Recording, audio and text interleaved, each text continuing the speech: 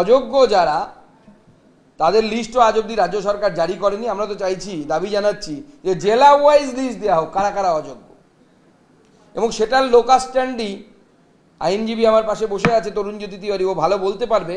সেটা সুপ্রিম কোর্টের নেই, যেটা মাননীয় মুখ্যমন্ত্রী অদ্ভুত দাবি করছেন। অদ্ভুত দাবি বলছে সুপ্রিম কোর্ট ঠিক করে দেবে কে যোগ্য কে অযোগ্য। সুপ্রিম কোর্টের সেই এখতিয়ার নেই তো। সুপ্রিম কোর্ট পদ্ধতিটা ঠিক হয়েছে কিনা সেটা বলতে পারে, কে যোগ্য কে অযোগ্য এটাকে বেছে দিতে পারে হচ্ছে কমিশন, অর্থাৎ স্কুল সার্ভিস কমিশন, যারা নির্দিষ্ট পদ্ধতি এবং নিয়ম অনুসারে স্কুল সার্ভিস কমিশন রিক্রুটমেন্ট করেছে তারা। অন্যরা করতে পারে না, অন্যদের সেই অধিকারও নেই। সুপ্রিম কোর্ট সেটার উপরে বলতে পারেন যে আপনারা সঠিক পদ্ধতি অনুসরণ করেছেন কি করেননি।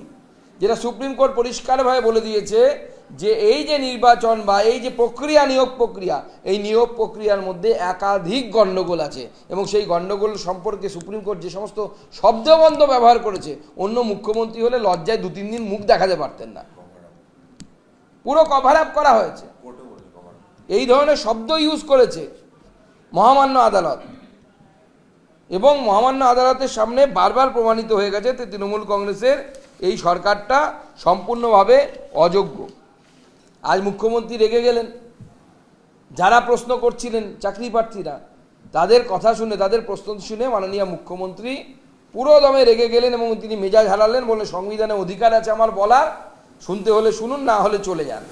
আরে পশ্চিমবঙ্গবাসী তো আপনারই শুনছে, আপনারই মুখ দেখছে, প্রত্যেক কোনায় কোনায় মুখ, আপনার মুখ। আর আমি আজকে অদ্ভুতভাবে দেখলাম এই কাণ্ডের যে মূল কারিগর, আপনার পার্টির যিনি আগামী ভবিষ্যৎ, আপনার ভাইপো আজকে আপনার সাথে নেই, আপনার পাশে নেই। সে তো আপনার পাশে বসে থাকতে হতো।